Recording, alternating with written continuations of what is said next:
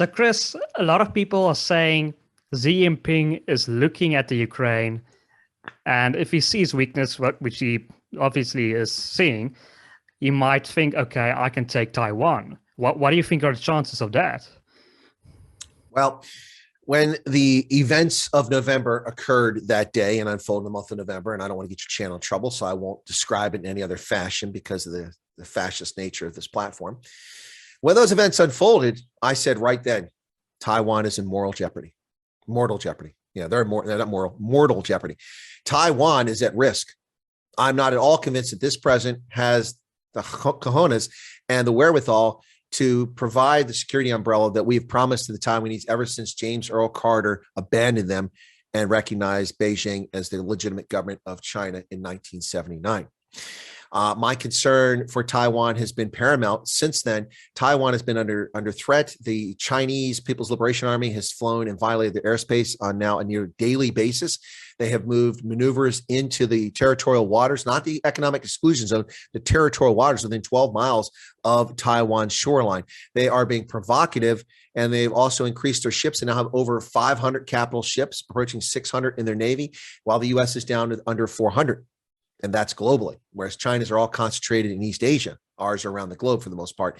So but now our ships are superior. Our Navy is far better. Our aircraft are much better. Our ballistic missiles are much better launched from ships and from submarines. But at some point, numbers matter. Just look at Korea in 1950. When the Marines and the Army got to Chosin Reservoir, they were outnumbered 10-1.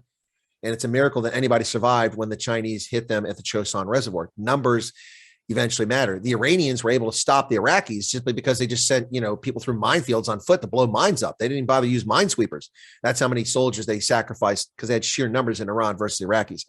So Taiwan is in mortal jeopardy and has been. And I don't know that we have their back. I'm actually terrified.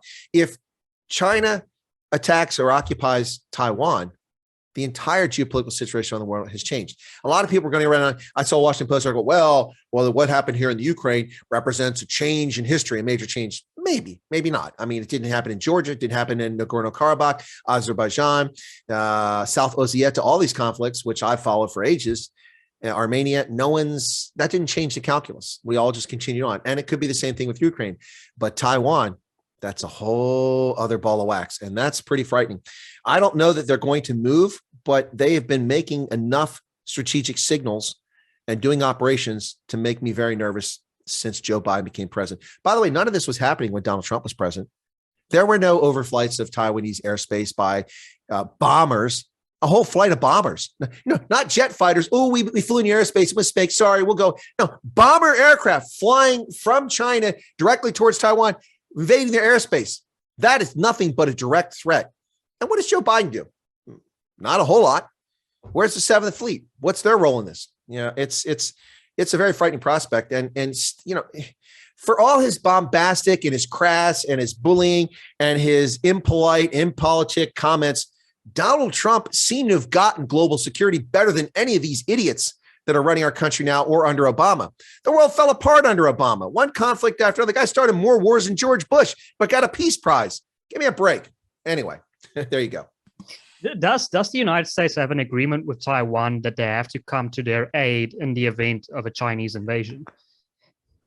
We do have an agreement with Taiwan. I'm not a subject matter expert on it. I've not paid enough attention over the years. It's not an alliance in the description you're sort of indicating, but we do have obligations to Taiwan. But interesting enough, we have Taiwanese officers who come to the U.S. Army War College, but because of our inability or unwillingness to recognize Taiwan in the fashion that it is, they must wear business suits. The rest of us wear uniforms to the War College, including people from all over Africa, from all over Eastern Europe, all around the world, Latin America, all wear uniforms every day. But the Taiwanese guy wears a business suit and is known as Mr., even though he's a colonel.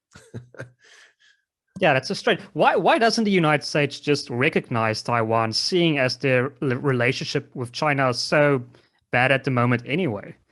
It's like, what do you have to lose? Well, actually, that's a very dangerous proposition. The Chinese are very egocentric. They're very attached to the concept that they're the true rulers, the Chinese Communist Party of China. And any recognition of move to change the diplomatic status of Taiwan is going to be very antagonistic. And I think we're just kind of stuck where we're at now because decisions made in the 1970s.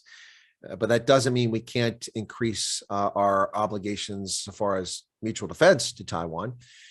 That would be antagonistic towards China, but full diplomatic recognition or recognize them as the true heirs, the Kuomintang of China, would really be over the edge, and that would really cause problems. I think the smartest thing now is that the U.S. Navy should be doing bilateral exercises with the Taiwanese frequently.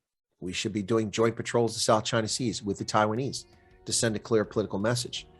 And that shows restraint, but also shows resolve and strength. But we're not doing that, at least not publicly. And if we're doing it publicly, it should be all over the news so that everybody knows about it. TikTok videos of U.S. warships and Taiwanese sailing the South China Seas and the Spratlys. Oh, that's what we should be doing. But I'm not president, not today anyway.